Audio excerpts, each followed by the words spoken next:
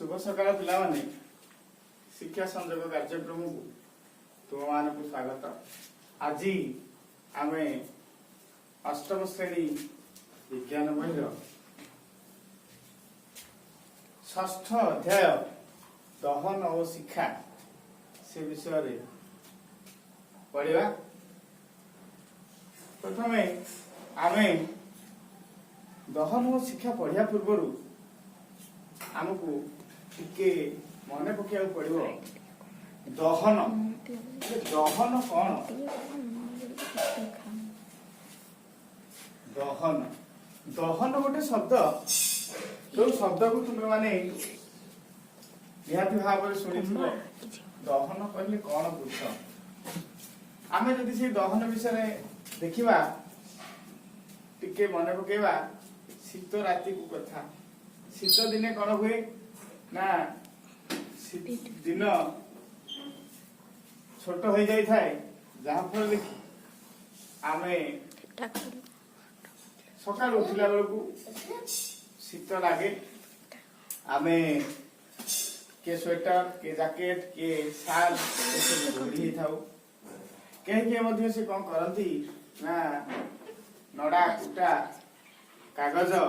ये सब जाली निया पुणी था जो निया देहरे लगिले आमको उषुम लगे आम फूर्ति लगे आम कार्य कर सक्षम होता से निया आम जाड़ा बेले देखि सेठी किसी उत्ताप आसे आलोक दिए ता जदि न देखी आहरी देखि तुम घर मानक जदि लाइन कटि जाए ताले निहाती भाव आम घरे लंठन लैंप मोहम्बती डिबिरी ये सब व्यवहार करी गोटे लैंप टी कैंडल टी जाली देखी पार्थव कैंडल टी कौन है जलुची एठी किसी आलोक दौची किसी उत्ताप पाखक जब आम केयरफुली जीवा किसी उत्ताप आसुची ताले सेई दहन विषय आम जानिबा जे दहन कौन दहन क्या कहवा ताले प्रथम आम देखिबा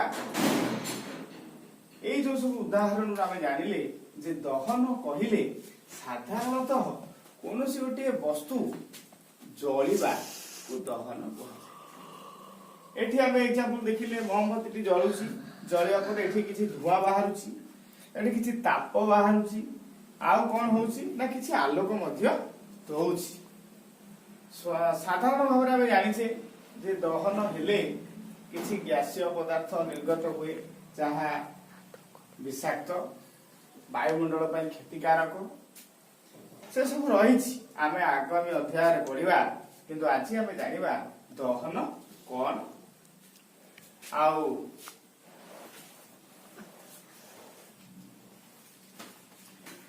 प्रथमे से दहन कौन सी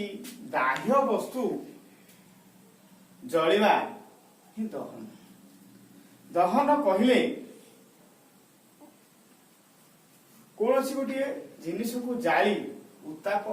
बा आलोक पाइबा को दहन कहते खाली आम घर मानक चुली जालुचे चुली जाली रोषेई करुचे तो उत्ताप मिलूची उत्ताप मिले रोषेई हो जाउची तेणु दहन विषय आउ किसी रही आम उदाहरण माध्यम जानिबा दहन क्या कहवा बोले मु कौन करुची एठी एबे देखिबा मु खंडी काठ रखी मैग्नेशियम रिबन मध्य गोटे पदार्थ जहाँ को तुम जानिछ किंतु सही जिनसटा मो पाखरे नाही मु तुमको देखै पारुनी किंतु जहाँ अवेलेबल अछि मु सेटा तुम मानको देखै पारुछी देखो पिले आमे समस्त देखिबा मोटा गोटे कागज नहीं जो कागज टाक बर्तमान बत्ती रे मु जाउछि देखो पिले एटी कौन होउछि ना कागज ता खूब शीघ्र जली जाउछि एवं जली गला परे से कौन करुची किछि पाउंस दखुची किछि पाउंस मते देला अर्थात गोटे पदार्थ जलिला परे सेथरु किछि पाउंस निर्गत हला एटा सहजरे जली गला किंतु मु कौन करुची एबे गोटे काठ खंड एटा तुम देखि पाथो काठ खंड एटा गोटे चिमुटा मैं चिमुटा साहाय्य काठ खंडटी को वर्तमान जळेया पई चेष्टा करूची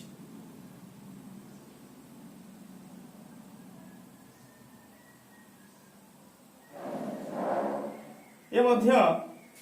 जळिबो मात्र किछि समय परे जळिबो किंतु कागजटी एटी सहजरे जळि जाई परला मात्र काठ खंडटी शीघ्र जळि परला नाही कारण कोन आकु जानिबा परवर्ती अध्याय आमे जानिबा किंतु वर्तमान आमे जो जानिले कागज खंड को जालिला परे से कोन करूची ना हमकु धुआं देला आलोक देला किछि नूतन पदार्थ सृष्टि हैला तो आमे जो जानिले दहन रु किछि नूतन पदार्थ कोन कोन बाहरे ना दहन रु कोन कोन मिले मिले एटा तुमरो गोटे प्रथम पई प्रश्न दहन रु कोन कोन मिले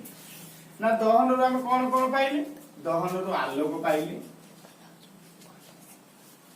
ताप पाइले आउ कोन पाइले किछि अंगार बा पाउंस पाइले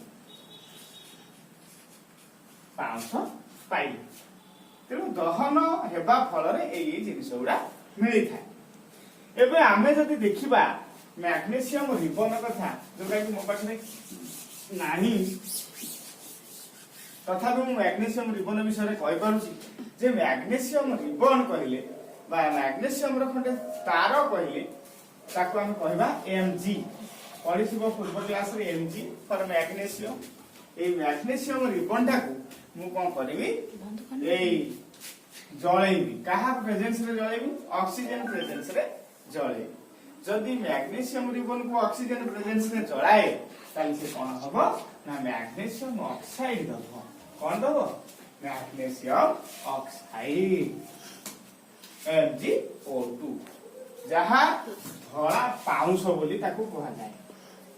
धळा पाउंस एला देखिबाकू धळा रंगर पाउंसटी अर्थात मैग्नेशियम रिबनटा ऑक्सीजन प्रेजेंस रे जळिले धळा पाउंस बा मैग्नेशियम ऑक्साइड देखाय एठी नूतन पदार्थ किछि सृष्टि हैला धळा पाउंस सेठी पूर्वरु आ जो पढिले कागज खंड को जाळिले सीए मध्ये से ऑक्सीजन उपस्थित रे जळिला सेठी किछि नूतन पदार्थ देला अर्थात दहन रु किछि नूतन पदार्थ सृष्टि हुए आलोक पाए ताप पाए ए सब जिनिस गुड़ी को आम दहन रु पाई थाउ तेणु मोटामोटी कहवा गले दहन हूँ गोटे रासायनिक प्रक्रिया जो ताप और आलोक मिले यह एक केमिकल प्रोसेस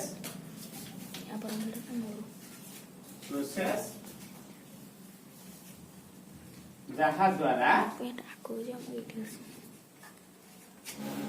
आलोक और ताप मिले ताले तुम पई गोटे प्रश्न आसुची ताहले आमे दहन काहाकू कहबा एवं दहन रो आमे कोन कोन पाऊ से विषय रे तुमे तथा आशंका करी यार समाधान करी दबो आजि पई विदा धन्यवाद।